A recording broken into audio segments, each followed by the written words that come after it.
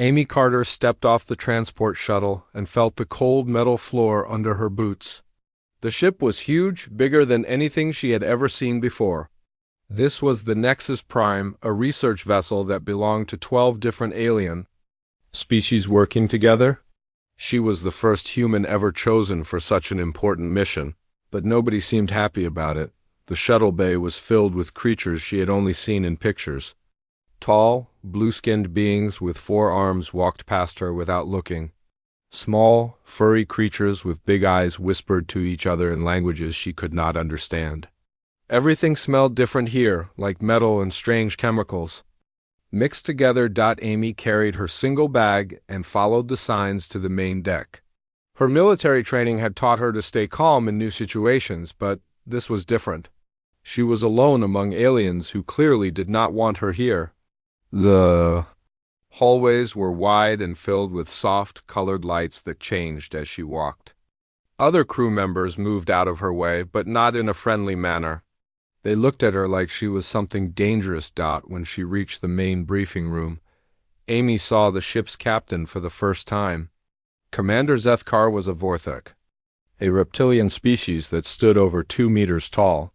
His scales were dark green with patterns that seemed to shift in the light. His eyes were yellow and cold like a snake's.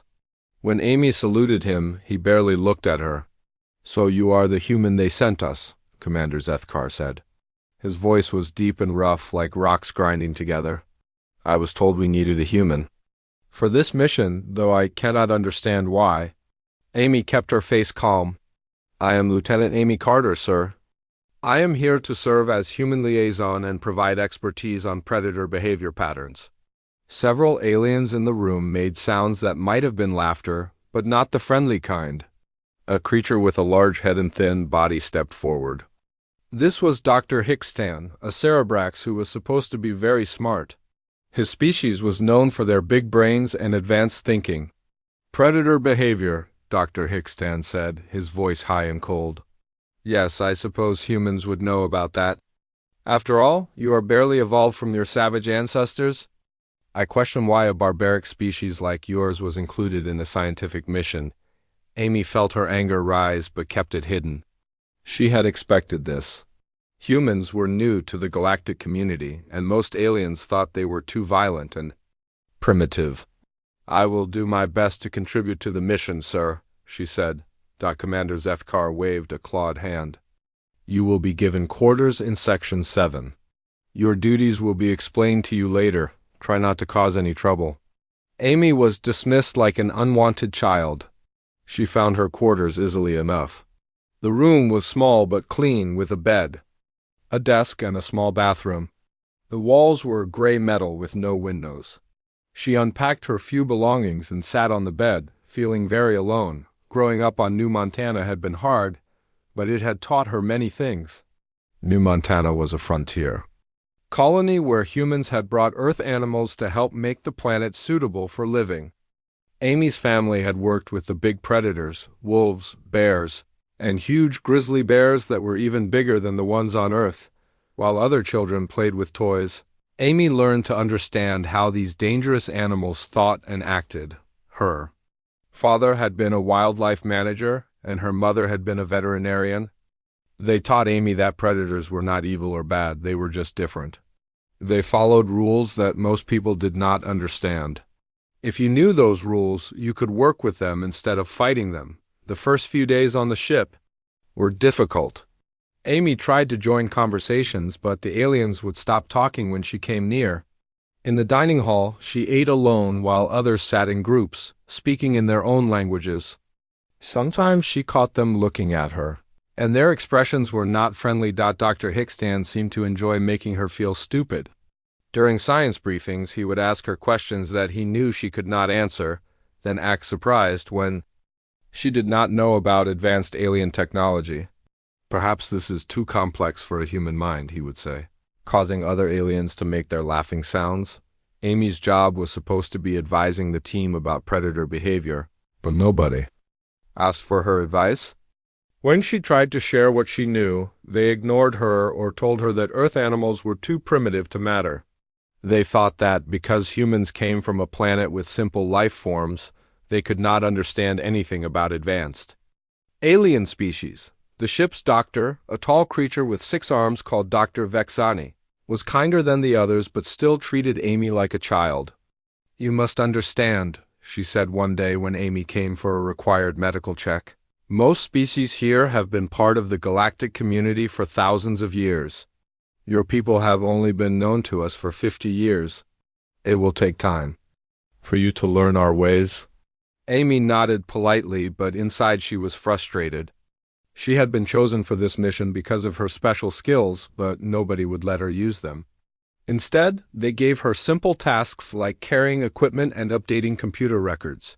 She felt like a servant, not a team member, the other. Crew members came from species that had given up hunting and fighting long ago. They were civilized, they said, beyond such primitive needs. They got their food from machines and lived in cities where everything was safe and controlled. The idea that someone might understand violence and danger was foreign to them. What they did not know was that Amy had grown up in a world where understanding predators meant the difference between life and death.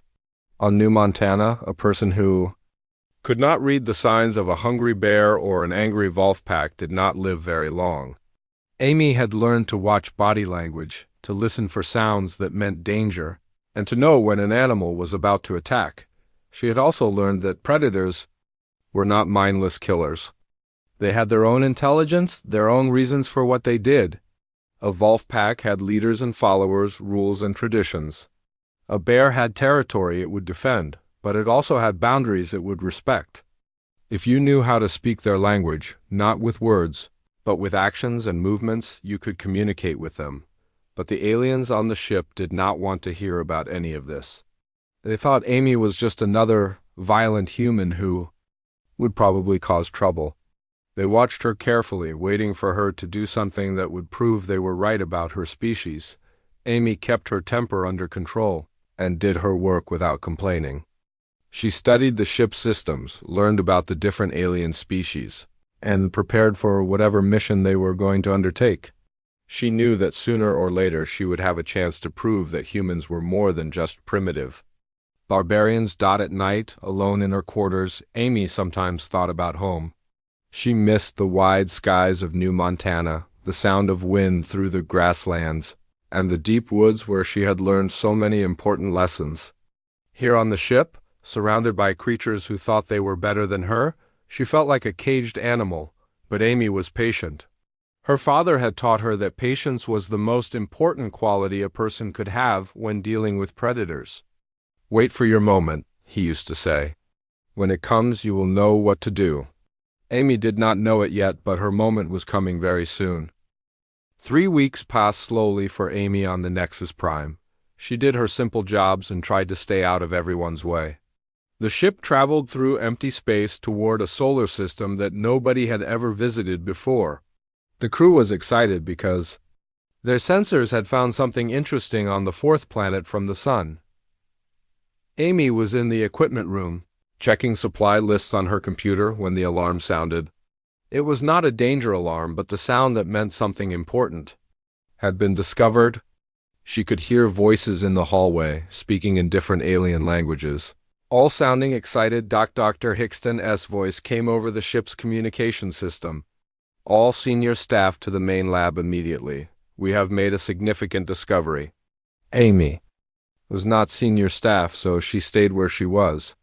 But she could hear the excitement in the aliens' voices as they hurried past her door. After an hour, she could not stand the curiosity anymore.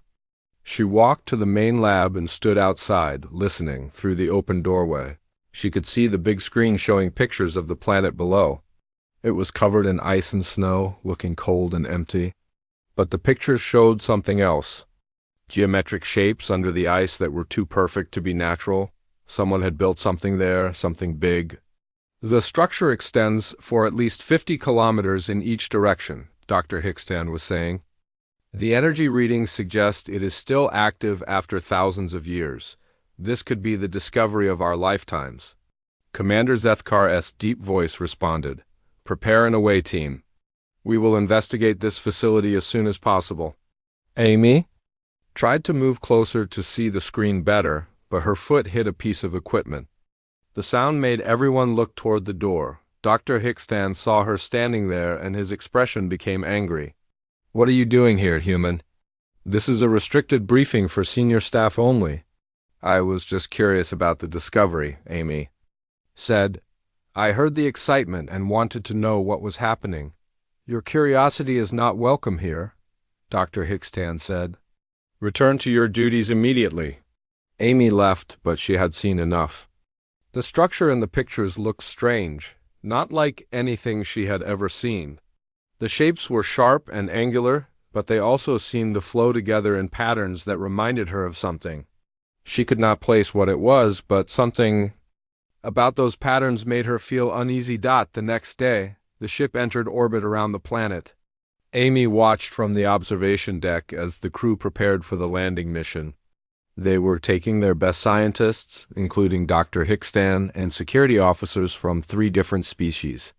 The excitement on the ship was obvious. Everyone wanted to be part of this historic discovery. Amy was not invited to join the away team. She was told to stay on the ship and continue her regular duties. But as the team was getting ready to leave, Commander Zethkar received a message from the Galactic Council. Amy could not hear what was said, but she saw the commander's expression change. "Lieutenant Carter," the commander called out, "you will join the away team as backup personnel." Dr. Hickstan immediately protested. "Commander, we do not need a human. For this mission, she will only get in the way. The Council requires a human presence on any potentially dangerous exploration," Commander Zethkar said. "Regulations are regulations. She will come with us, but she will carry equipment and stay out of the way." Amy quickly got her cold weather gear and joined the team. She could feel the other team members looking at her with annoyance. They thought she was just extra weight they had to carry. Dr. Hickstan made sure she knew her place by giving her the heaviest pack full of backup equipment. The shuttle landed on the planet's surface near the structure. The cold hit Amy immediately, even through her protective suit. The wind was strong and the snow was deep. Through the blowing snow, she could see the entrance to the facility, a tall archway that seemed to glow with its own light. "Stay close. And do not touch anything," Dr. Hickstan warned the team. "We do not know what we might find inside." They approached the entrance carefully. The archway was made of some kind of metal that did not reflect light normally. Instead, it seemed to absorb light and give off a soft glow. Strange symbols were carved into the metal, symbols that looked like no language Amy had ever seen. Inside the facility, the temperature was warmer. The walls were covered with more of the glowing metal, and the corridor stretched ahead into darkness. Dr. Hickstan activated a portable light, and they began to move deeper into the structure. Amy noticed things that the others missed. The walls were not just decorated, they had marks on them. Long scratches that looked like claw marks, but bigger than any animal she knew. The scratches were in groups, like someone had been marking territory. The pattern reminded her of the way bears marked trees in the forests of New Montana. "Dr. Hickstan," Amy said quietly, "I think we should be careful. These marks on the walls look like territorial markings." "Nonsense," Dr. Hickstan replied without looking back. "These are simply decorative patterns. Do not let your primitive fears make you imagine things that are not there." But Amy was sure she was right. The marks were too organized, too purposeful to be decorations. Someone or something had made these marks to claim this place as their own. The pattern was repeated every few meters, like a warning to intruders. As they went deeper, Amy noticed other things. The way the corridors were arranged was not random. They branched and connected in patterns that would let someone move quickly from one area to another, but they also created natural choke points where enemies could be trapped. The ceiling had openings that could be used to watch the corridors below. Everything about this place was designed for hunting and defense. The smell was wrong too. Amy had a good nose, trained by years of tracking animals. The air in the facility smelled old and dusty, but there was something else. Something that made her think of the dens where large predators lived. It was a smell of territory, of a place that belonged to something dangerous. There is something alive in here, Amy said. Stopping suddenly, the team turned to look at her. Dr. Hickstand made a sound of disgust. Now you are being ridiculous. This facility has been abandoned for thousands of years. Nothing could possibly be alive here. But the smell, Amy insisted, and the way this place is built, it is like a predator's den, designed for hunting and hiding. Enough, Dr. Hickstand said sharply. You will remain silent unless directly addressed. Your job is to carry equipment, not to make wild guesses about ancient architecture. Amy fell silent, but her unease grew with every step. The other team members were excited about the scientific discovery, but they could not see what she saw. They did not understand that this place had been built by hunters for hunters. And something about the way the air moved, the way sound carried through the corridors, told her that they were not alone. The team continued deeper into the facility, following energy readings that grew stronger as they went. They passed through several large chambers filled with strange equipment, and more of the glowing symbols. Dr. Hickstand was recording everything, making notes about the advanced technology they were finding. In one chamber, they found something that made everyone excited. It was a large computer system, still glowing with power after all these years. The screen showed symbols and patterns that moved and changed as if the computer was still working. Incredible, Dr. Hickstand breathed. An active alien computer system. This will revolutionize our understanding of ancient technology. But Amy was not looking at the computer. She was looking at the walls around it. The claw marks were deeper here, more numerous. And there were other marks too, marks that looked like they had been made by claws, but also by machines. Whatever had made these marks was not just a natural predator. It was something that had been changed, improved, made more dangerous. She could hear something too, very faint, like breathing or machinery running. The others were too excited about their discovery to notice, but Amy knew they were being watched. Somewhere in the shadows of this ancient facility, something was waiting for them. We need to leave, Amy said quietly. Right now, but nobody was listening to her. They were too busy celebrating their great discovery to pay attention to the warnings of a primitive human. And that was when the lights went out. The darkness was complete. Amy heard the other team members making sounds of panic and confusion as their lights went out all at once. Emergency lighting came on a moment later, casting strange red shadows throughout the chamber. But the red light made everything look more frightening. Not less. Dr. Hickstand was trying to use his scanner to understand what had happened. The power surge from the computer system must have triggered some kind of automatic response, he said, but his voice sounded less confident than usual. We need to restart our equipment and continue the survey. That was when Amy heard it clearly, a sound like breathing, but deeper and slower than any creature she knew. It came from the shadows beyond the red emergency lights. Something big was moving in the darkness, something that had been waiting for them to come deeper into its territory. Nobody move, Amy whispered, but her voice was too quiet for the others to hear over their own talking and the sound of equipment being activated. The breathing sound came again, closer this time. Amy's eyes were adjusting to the red light, and she could see movement in the shadows near the entrance they had come through. Something was blocking their way out, something large and dark that seemed to blend with the shadows perfectly. Dr. Hickstand activated a powerful flashlight and swept it across the chamber. There we have light again. Now we can continue our work. The light beam moved across the walls, showing more of the strange symbols and claw marks. Then it stopped. In the circle of white light stood a creature that made Amy's blood turn cold. It was huge, almost 4 meters tall, with a body that looked like it had been designed for killing. Its skin was black as midnight, so dark that it seemed to absorb light rather than reflect it.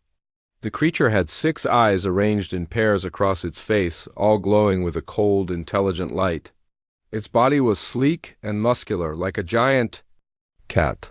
But there were metal parts too, pieces of machinery that had been added to make it even more dangerous. The creature's head was long and narrow, with a mouth full of teeth that looked like they could bite through steel. Its arms were longer than a human's, ending in hands that had claws instead of fingers. But the most frightening thing about it was the way it moved. Every step was perfect, balanced, ready to strike. This was a predator that had been built to hunt and kill. For a moment, nobody moved. The creature studied them with its 6 eyes, turning its head slightly to get a better look at each team member. Amy could see its nostrils moving as it smelled them, learning their scents. It was evaluating them, deciding what they were and whether they were dangerous. Dr. Hickstan recovered from his shock first. He stepped forward, holding his scanner like a shield. "Greetings," he said in the standard galactic language. "We are explorers from the Galactic Scientific Alliance. We come in peace." The creature's eyes focused on him, but it did not respond to his words. Instead, it made a sound that was part growl, part mechanical hum. The sound vibrated through the floor and walls, making Amy's teeth ache. "Perhaps it does not understand our language," Dr. Hickstan said, though his voice was shaking now. "I will try mathematical communication." He began to project simple mathematical sequences with his scanner, basic addition and geometric patterns that were supposed to show intelligence and peaceful intent. The creature watched these displays with what looked like boredom. When Dr. Hickstan finished, the creature made the same growling sound, but louder. Amy was watching the creature's body language carefully. She had seen this behavior before in The Predators on New Montana. The creature was not trying to communicate through math or language. It was reading the team's behavior, looking for signs of strength or weakness. The way it held its head, the way it positioned its body, the way it kept its eyes on the group, all of this told Amy that the creature was establishing dominance. One of the security officers, a blue-skinned alien named Korvax, made a sudden movement toward his weapon. The creature's response was immediate and terrifying.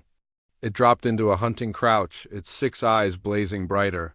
The mechanical parts on its body began to glow with the same light as the facility's walls.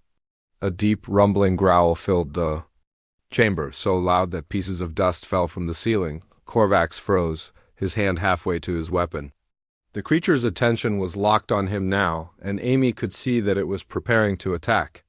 The way it held its body, the way its muscles tensed, the way its claws extended, everything showed that it was ready to kill. "Don't move," Amy said quietly, but Korvax was too frightened to listen. He grabbed for his weapon, and the creature exploded into motion. It moved faster than anything Amy had ever seen. One moment it was crouched in the shadows, the next it was flying through the air toward Korvax. The security officer managed to pull his weapon, but the creature knocked it from his hands with a casual swipe of its claws. Then it stood over him, one massive paw on his chest, its teeth inches from his throat. The other team members panicked. Some ran toward the walls, others tried to use their equipment to defend themselves. Their fear filled the air like a smell, and Amy could see that the creature was feeding on it. Every frightened movement, every cry of terror, made the creature more excited. Dr. Hickstan was backing away slowly, still trying to communicate. "Please, we mean no harm. We are scientists, not warriors. We only want to learn." But the creature was not listening to his words. It was reading his body language, and what it saw was weakness. Dr. Hickstan was afraid, backing away, showing submission. To the creature, this marked him as prey. Amy realized that her teammates were making the situation worse with every move they made. They were acting like frightened prey animals, and the creature was responding like any predator would. It was getting ready to hunt them all down, one by one. The creature lifted its head and made a sound that was different from the growls. This was a hunting call, a sound that predators made when they were about to begin a kill. Amy had heard similar sounds from wolves when they surrounded a deer. The creature was announcing that the hunt was about to begin.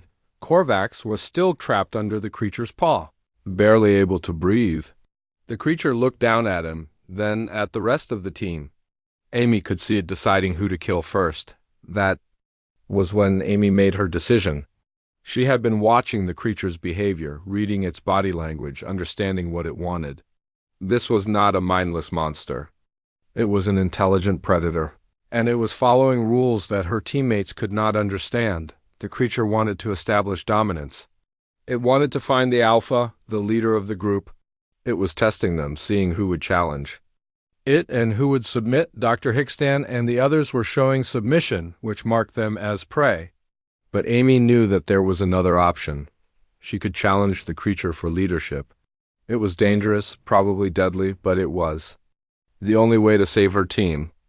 Amy had learned from the wolves and bears on New Montana that predators respected strength and confidence. They would follow a strong leader. Even if that leader was not the same species, the creature's 6 eyes turned toward her as she stepped forward. Amy could feel its attention like a physical weight. This was the moment that would decide whether they all lived or died. Amy dropped into a crouch, copying the creature's hunting position. She made eye contact with all 6 of its eyes, something that prey animals never did. Then she growled, deep and low, a sound that came from her chest and throat. The creature's eyes widened in surprise. For the first time since it had appeared, it seemed uncertain. Amy had just challenged it, predator to predator, and it did not know how to respond. The hunt was about to begin, but now there were 2 hunters in the chamber. Amy stayed in her crouched position, staring directly into the creature's 6 glowing eyes. The chamber was silent except for the sound of her teammates breathing heavily and the low hum of the creature's mechanical parts. She could feel everyone watching her, but she could not look away from the predator in front of her. The creature tilted its massive head, studying her with new interest. It had not expected this small human to challenge it. Amy could see confusion in its eyes, but also something that might have been respect. She had spoken its language, the language of predators, and it was listening. Amy began to move slowly, keeping her eyes locked on the creatures. She shifted her weight from one foot to the other, a movement she had learned from watching wolves establish pack order. The creature responded by shifting its own weight, matching her movement. They were communicating now, without words, using the ancient language that all predators understood. Dr. Hickston whispered urgently from behind her. Amy, what are you doing? Get away from that thing before it kills you. Amy did not answer him. She could not break eye contact with the creature now, not when they were having this conversation. Instead, she made a low sound in her throat, not quite a growl, but deeper than normal speech. The creature's ears twitched, and it made a similar sound back to her. She remembered her father's lessons about working with dangerous animals. Never show fear, he had told her, but never show aggression either. Show respect, show strength, and show that you understand their rules. Amy slowly stood up from her crouch, but she kept her shoulders back and her head high. She was showing the creature that she was not afraid, but she was also not trying to fight. She was claiming her position as an equal, another predator who deserved respect. The creature watched every movement she made. When she was fully standing, it lifted its own head higher, studying her from this new angle. Amy could see it thinking, processing what she was telling it through her body language. Korvax was still trapped under the creature's paw, but Amy noticed that the creature was not pressing down as hard now. It was paying attention to her instead of its captured prey. This was good. It meant the creature was more interested in her challenge than in killing Korvax. Amy took a step forward. The creature tensed, ready to react if she tried to attack. But Amy was not moving like a fighter. She was moving like a leader, calm and confident. She took another step, then another, until she was close enough to touch the creature. The predator was enormous up close. Its black skin seemed to absorb light, and the mechanical parts attached to its body hummed with power. Amy could smell its scent now, metal and something wild, like the smell of a Volf's den, but stronger. Its 6 eyes were each as large as her fist, and they never stopped watching her. Amy reached out slowly and placed her hand on the creature's shoulder, just above one of the mechanical attachments. The skin was warm and felt like leather, but she could feel the power in the muscles underneath. The creature did not move away from her touch. Instead, it leaned slightly into her hand, testing her reaction. This was the moment of truth. Amy had to show the creature that she could be trusted as a leader. She had to prove that she understood not just predator behavior, but pack behavior. She had to show that she could protect and control her group. Amy turned toward her teammates, keeping one hand on the creature's shoulder. "Everyone, listen to me carefully," she said in a calm, clear voice. "Do exactly what I tell you to do. Move slowly, no sudden movements, and do not run." Dr. Hickstan started to protest. "Amy, you cannot seriously think that you can control this monster. We need to call for help from the ship." The creature made a warning sound, low and threatening. It had heard the fear and defiance in Dr. Hickstan's voice. Amy felt its muscles tense under her hand, ready to attack again. "Stop talking," Amy said firmly to Dr. Hickstan. "Right now, look at the ground and be quiet." There was something in her voice that made Dr. Hickstan obey without thinking. He lowered his eyes and stopped talking. The creature relaxed slightly, satisfied that the challenge to Amy's authority had been stopped. Amy looked at each of her teammates in turn. "Korvax, you are going to move very slowly out from under our friend here. Do not look at his eyes, and do not make any sudden movements. Can you do that?" Korvax nodded, too frightened to speak. Amy made a soft sound to the creature, almost like a mother talking to a child. She moved her hand along its shoulder, showing that she wanted it to step back. The creature understood and lifted its paw off Korvax's chest. "Now, move slowly to your left," Amy told Korvax. "Keep your head down and your movements small." Korvax did as she said, crawling carefully away from the creature. Amy watched the predator's reaction, ready to intervene if it became aggressive again. But the creature seemed content to let its prey go, now that Amy had claimed authority over the group. "Good," Amy said. "Everyone else, I want you to form a line behind me. Move slowly and quietly. Show this creature that I am your leader, and you follow my commands." One by one, her teammates moved into position behind her. Amy could feel the creature watching this display of pack behavior.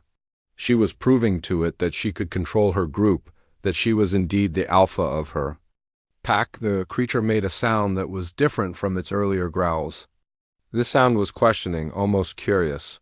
Amy realized it was trying to communicate with her more directly now that it had accepted her. As a fellow predator, Amy tried to copy the sound the creature had made.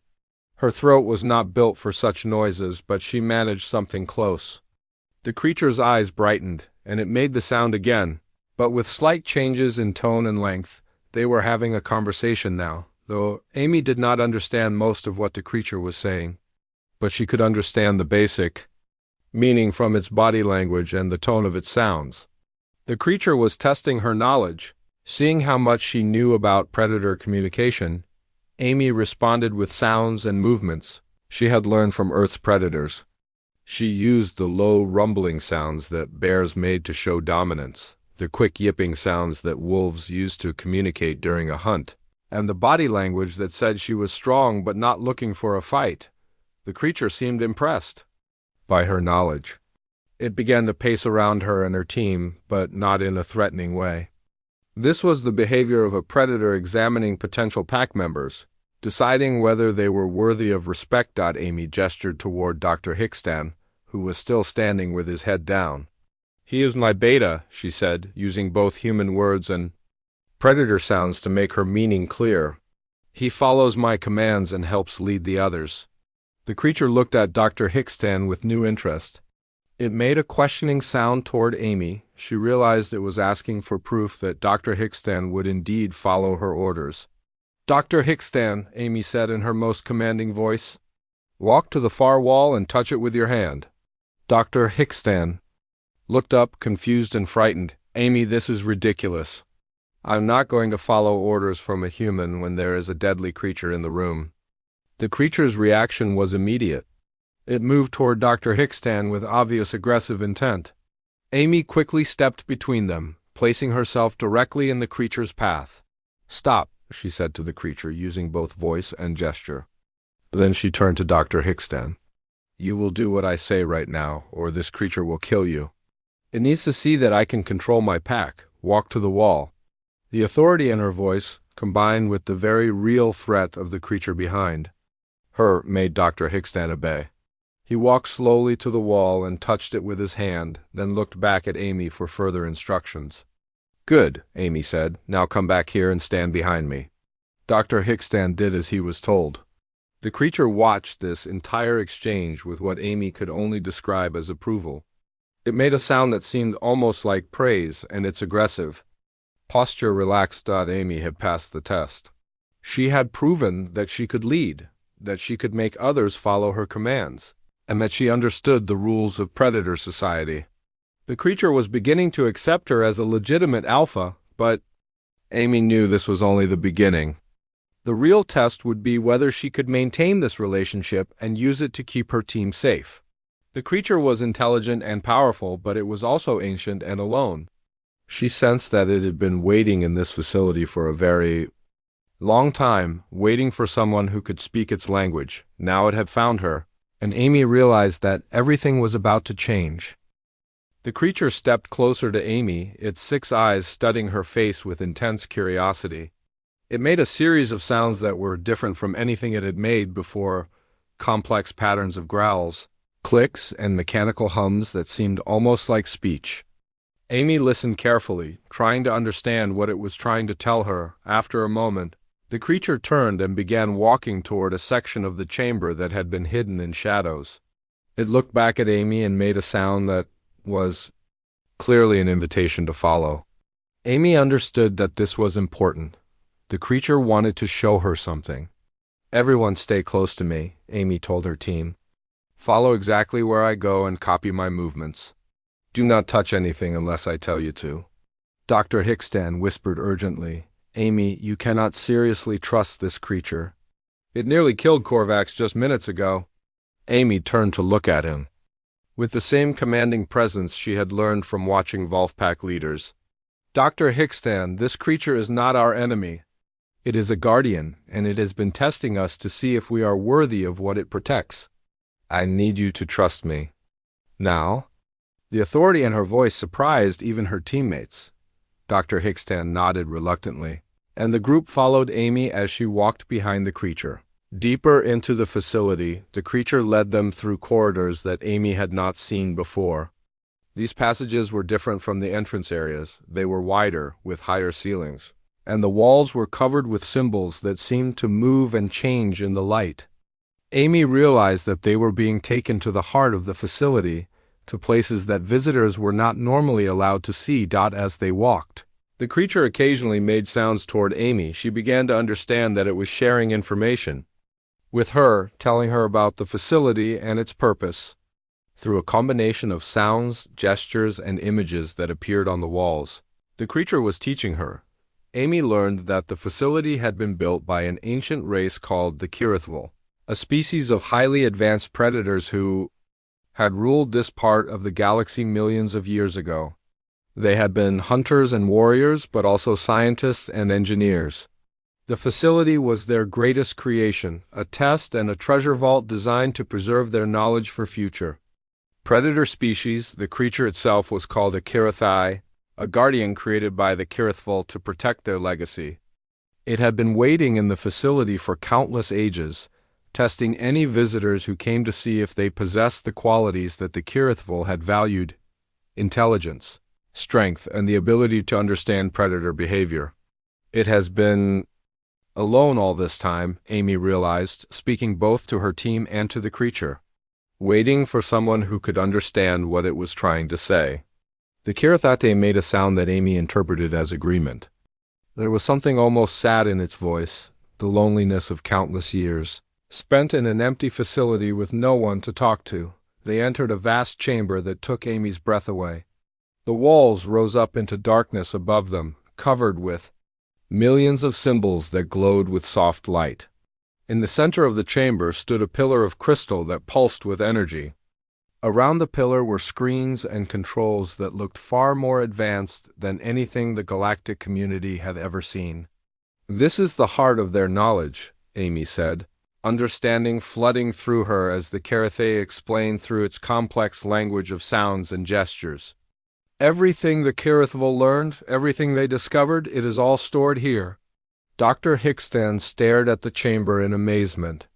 The scientific advances we could make with this technology would be incredible. We could advance galactic civilization by thousands of years. But the Kiritha made a warning sound and stepped between Dr. Hickstan and the central pillar. Amy understood immediately what it was communicating. The knowledge is not free, Amy explained to her team. It comes with responsibility. The Kirithville were predators, but they were also protectors. They used their strength to defend those who could not defend themselves. Anyone who wants to access their knowledge must prove they understand this responsibility. Over the next several hours, the Kiritha taught Amy more about its creators and their philosophy. The Kirithville had believed that true strength came, not from dominating the weak, but from protecting them. They had used their predator instincts and abilities to hunt down threats to peaceful species, to fight against those who would harm the innocent. Amy shared this knowledge with her team, translating the Kiritha's complex communications into words they could understand. She watched their attitudes change as they began to see the creature not as a monster, but as a guardian of something precious. It wants to know if we are worthy, Amy told them. If we can be trusted with the knowledge of the Kirithville. And it is looking to me to make that decision because it sees me as the alpha of our pack. Dr. Hickstan stepped forward carefully. What would we need to do to prove ourselves worthy? Amy listened as the Kiritha explained. We need to show that we understand the responsibility that comes with power, that we will use what we learn to protect others, not just to advance ourselves. The test that followed was unlike anything in galactic history.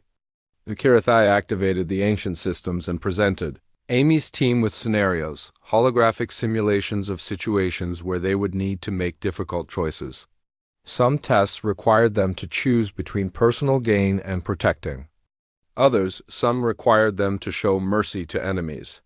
Others required them to sacrifice their own safety for the good of their team. Amy found herself serving as both translator and leader, helping her teammates understand what the Kiritha was asking and guiding them to make the right choices. Dr. Hickstan, who had been so dismissive of her before, began to look to her for guidance and approval. The most important test came when the Kiritha showed them a simulation of their own ship, the Nexus Prime, under attack by hostile forces. The team had to work together to defend their crewmates, with Amy coordinating their actions and the Kiritha observing how they functioned as a unit. When they succeeded in protecting their virtual ship and crew, the Kiritha made a sound that Amy had never heard before, a sound of deep approval and acceptance. The creature approached Amy and gently touched her shoulder with one massive claw, a gesture that she understood as a mark of respect between equals. The knowledge of the Kirithville was vast and incredible. Technologies for faster-than-light travel that made current methods look primitive. Medical advances that could cure diseases thought incurable. Weapons that could protect against any threat. But more than technology, there was wisdom, the understanding of how to use power responsibly, how to be strong without being cruel. As Amy worked with the Kiritha to access this knowledge, she realized that something else was happening. The creature was making a choice of its own. After countless ages of solitude, it had found someone who could understand its language and its purpose. It did not want to be alone anymore. When the time came for the team to return to their ship, the Kiritha followed them. Amy understood its request without words. It wanted to leave the facility for the first time in millions of years. It wanted to see the galaxy again, to meet other species, to fulfill its purpose as a protector in the wider universe. Commander Zethkar and the crew of the Nexus Prime were shocked when Amy returned with a 4-meter-tall alien predator walking beside her like a loyal companion. But when they saw how the creature responded to Amy's commands, how it clearly respected and trusted her, they began to understand that something remarkable had happened. Amy became the first human to establish meaningful communication with an apex predator species from another world. The knowledge she gained from the Kiritha revolutionized galactic understanding of predator behavior and ancient civilizations. More importantly, she had proven that humanity's predator heritage was not a weakness to be ashamed of, but a strength that could bridge gaps between species. Dr. Hickstan, humbled by what he had witnessed, became Amy's strongest supporter. He helped establish new protocols for first contact with predator species and advocated for humans to take a leading role in such encounters.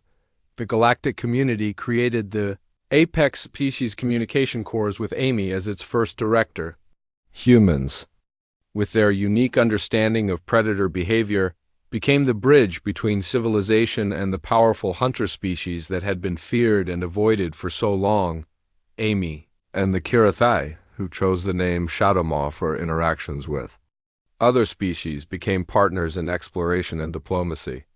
Together they discovered other facilities left by the Kirathvil, made contact with surviving predator civilizations, and established a new understanding of what it meant to be strong in the galaxy. The same aliens who had mocked Amy as a primitive barbarian now looked to her for leadership and guidance.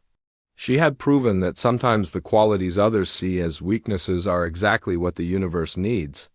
In a galaxy full of civilized species who had forgotten how to be strong, humanity's predator heritage made them invaluable. Amy Carter, the unwanted human recruit, had become the most important ambassador in galactic history.